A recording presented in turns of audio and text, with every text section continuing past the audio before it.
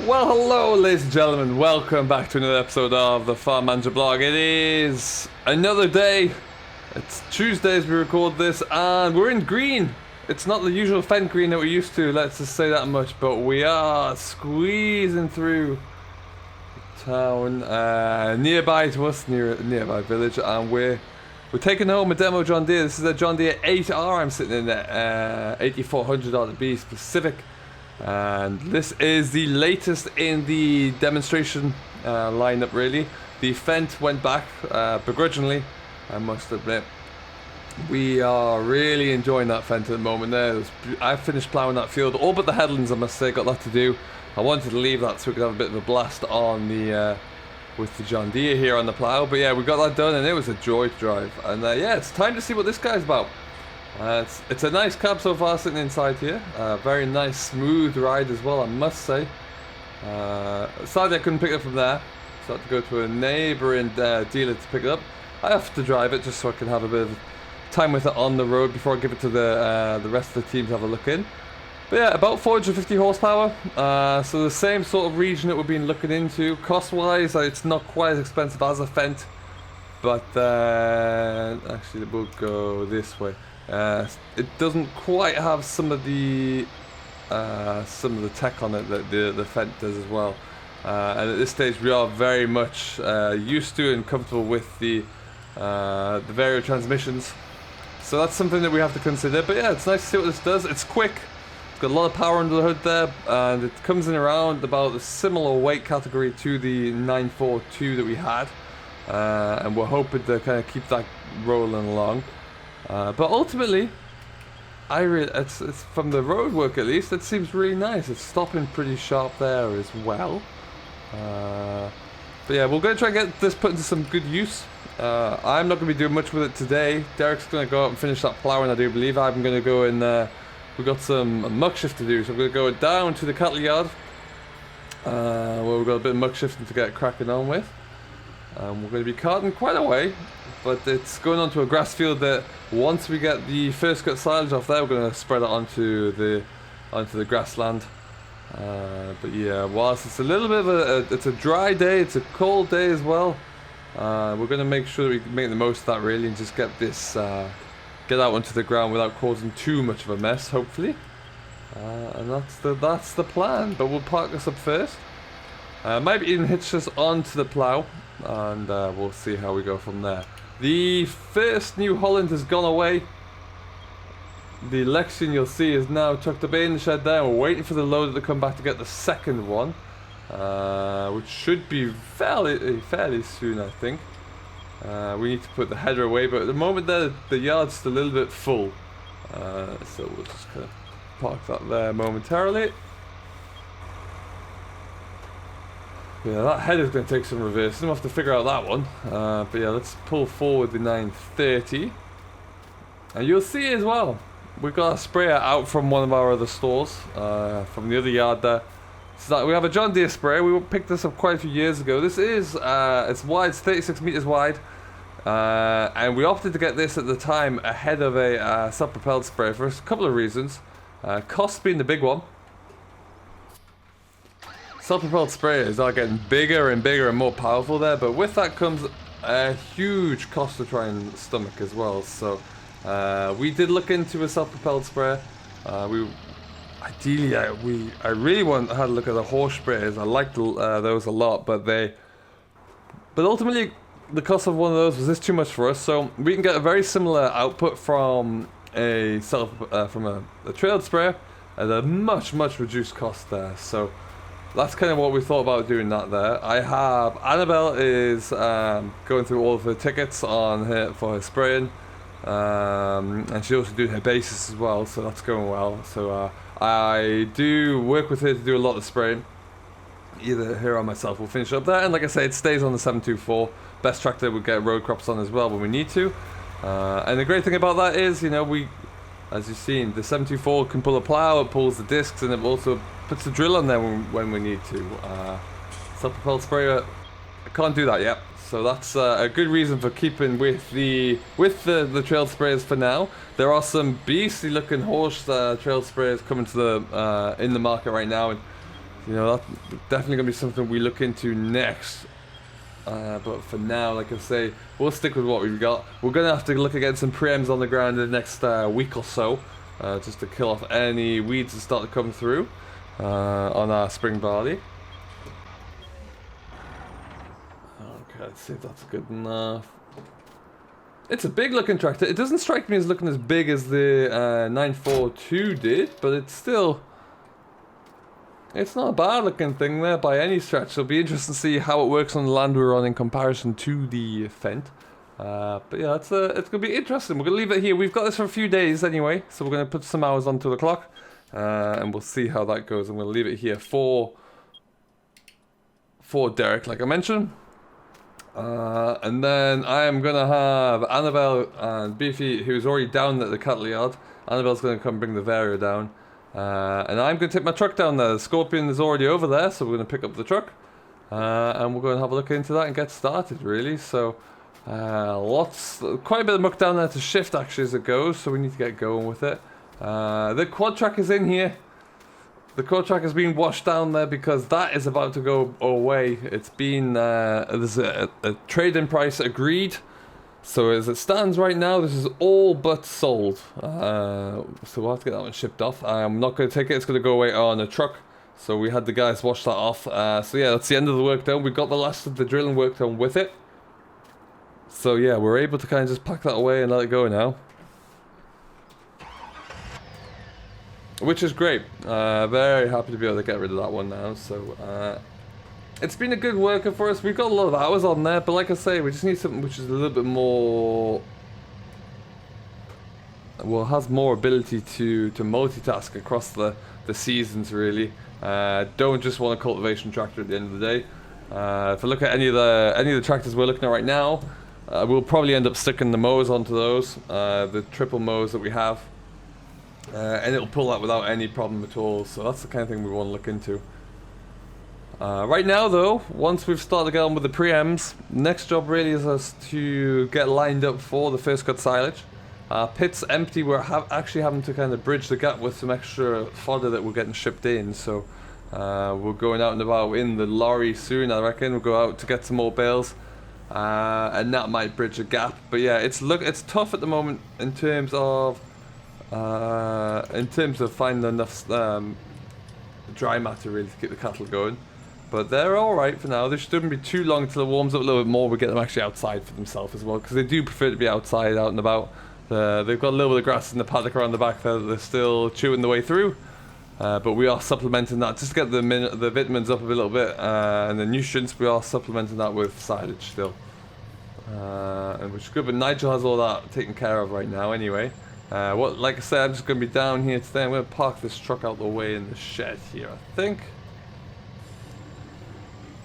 Trucks are going to be coming in now. It's we're carting probably about a 5 kilometer round trip, I would say, to be honest, to one of our other fields. So it's not the closest, but we'll get it done. We might just have that shut as well. But yeah, so we've got all this around here to move today. Shouldn't take us too long with the trailers. Beefy's parked up here already, and I'm just gonna get the Scorpion, which Nigel looks like he's been using. Wonderful, and we'll just jump into here. Assume the keys are still in. Excellent.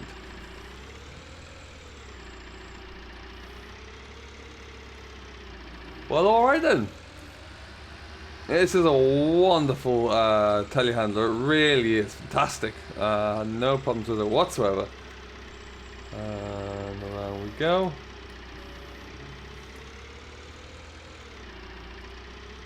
So yeah, we're going to kind of chip away at all this muck here. What we typically do is we just tip it around here in the midden just to get out of the way, to be honest. When it's wet and miserable in the winter, we don't want to be traveling across any of our land and or making a mess on the roads. So we typically just leave it here, and we'll get to it when we can on days like today. So what we'll do, we'll wait for Annabelle to get down as well, and then we'll get these guys up and away, I think. And here they all are, folks. Looking good, looking very healthy and nice to be outside. Like you see, there's not a lot of grass left down here, to be honest. It's been stripped off pretty quickly. But will be enough to keep them going for a little while. I myself, though, we're just going to hop over the fence here. We'll get ourselves in. And away, really. So we got... Oh, swapped over. Annabelle's chosen to take the 818. Okay. Well, let's get this all loaded up and see what we can do. Let's pull forward a little bit further than I would like there, but never mind.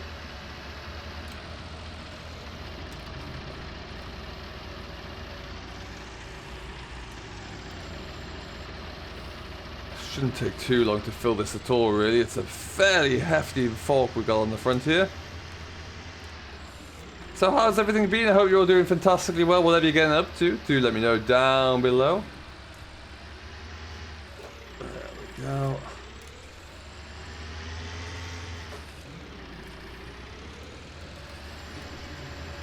It's nice and dry material, actually. What we want to do is get it heaped up. There is a bit of a muck heap where this is going out into one of our grass fields, so we'll get that heaped up. We'll get the heat going through it a little bit more.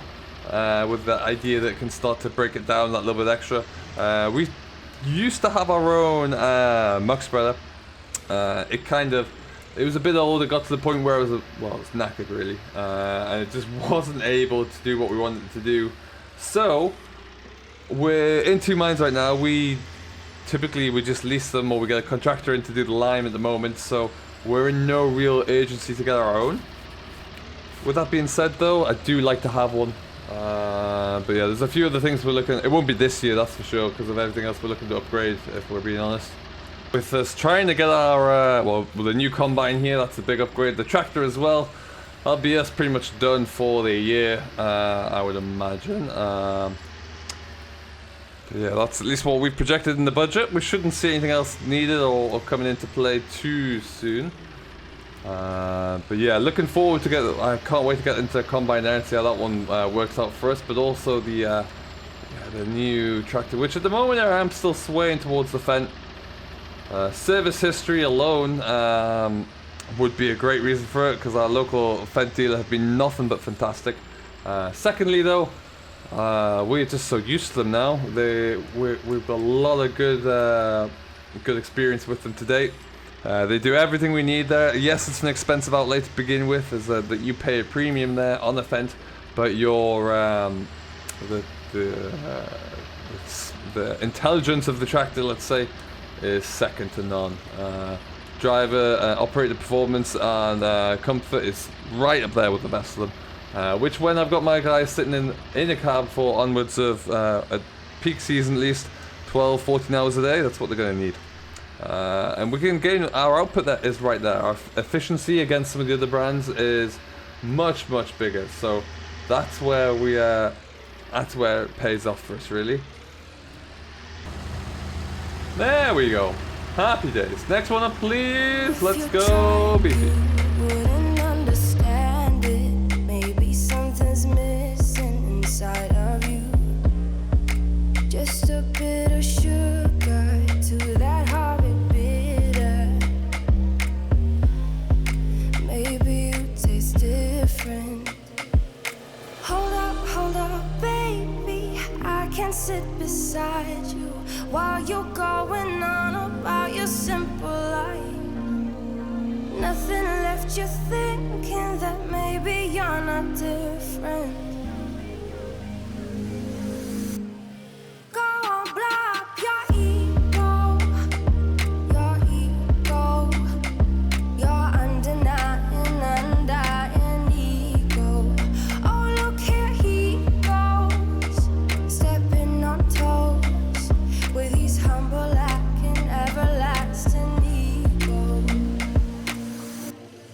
I guess it never hit you. Our conversation takes two, paying it some interest from time to time. Inside all that greatness and all of your adventures, you're all alone. Hold up, baby. I can sit beside while you're going on about your simple life. Nothing left you thinking that maybe you're not different. Go on, blow up your ego, your undenying, undying ego. Oh, look here he goes, stepping on toes with his humble lacking everlasting ego. Oh, here he goes, here he goes, here he goes. Oh, here he goes, oh, here he goes. Alright then, load number 2 is away, and whilst it is, we're just going to try and have a little bit of a cleanup on the floor here. Missed a little bit, as you may have seen from that little time lapse there, but let's get back to that. So that's those 2 away. What I'm probably going to do, actually, now that we've got those 2 guys set off, is leave them to get the rest of that done. There he goes. Up the hill. Because, yeah, they can load themselves up, because they're going to be a little bit of time on that trip. Not really with me hanging around here, but we'll let them do exactly that. And I'm going to just pick up the truck now that we've got everything down here and working. And I'm probably going to just go back to the yard. Next stop I've got to do at the very least is I've got some more paperwork to do. I've got to get some of the field management taken care of as well. Get those records up to date with the one, now that we've got our drilling done. Got to get our paperwork lined up so that we can keep all of our gatekeeper software updated.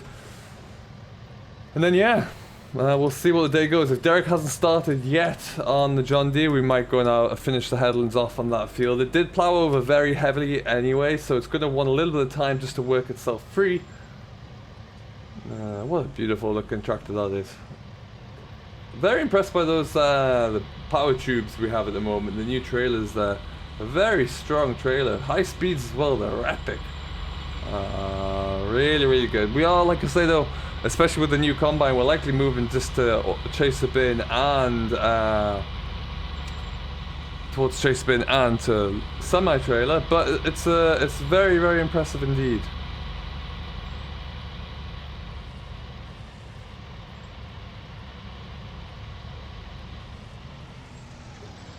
Oh, there they go. That worked out quite well.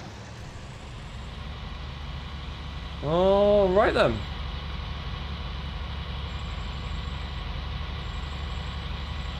Like I say, I'm going to let them do their thing, and I am going to scoot past them there, and we'll go down to the yard. Perfect. So like I say, it's going to be busy here, lots of little things to do. We've got a little bit more cover crop to get put into the ground as well.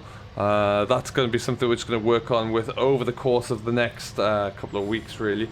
We're putting in the combination of oats, vetch, and a little bit of radish in there as well.